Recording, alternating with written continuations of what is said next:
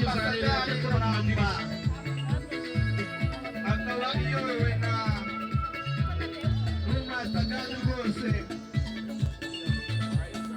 ahita uwayisaba akaba asobanutse cyane rwose akaba ari kuza aje gusabwa ibyangombwa uburenganzira igutyo nyine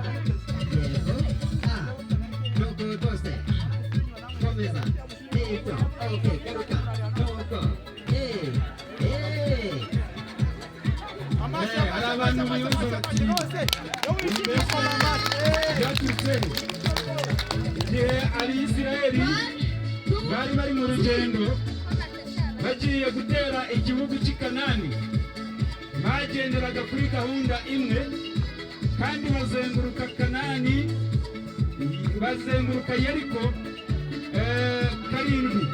Ni ukuvuga ngo igihe bari bagiye gutera igihugu cya Yeriko, ni ukuvuga ngo umudugudu wa Yeriko wararidutse igihe bari bayizengurutse karindwi.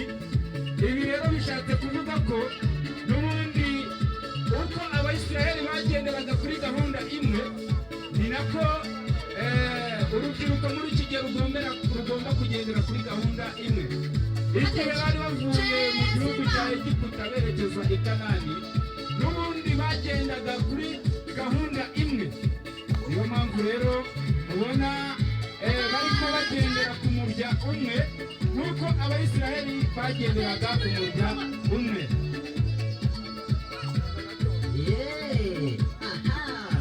Nuko basuhuzanya bakavuga bati rwose natwe natwe tuvugane. Nuko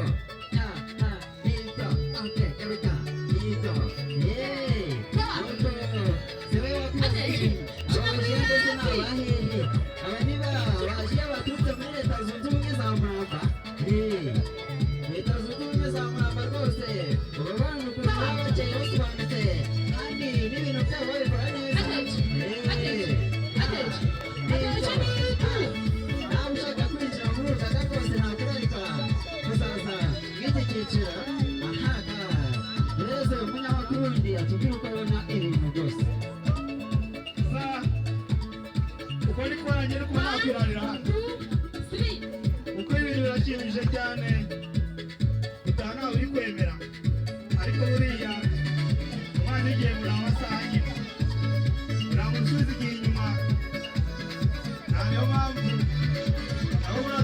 twishimira kugira ngo ibyo badukorerwa twabishimye pe ni gutyo nyine barabanga hagati y'amurika bagiye gukonga amasaha y'ubutaha yagiye nyine ntabwo usubira inyuma ni gutyo bataha rwose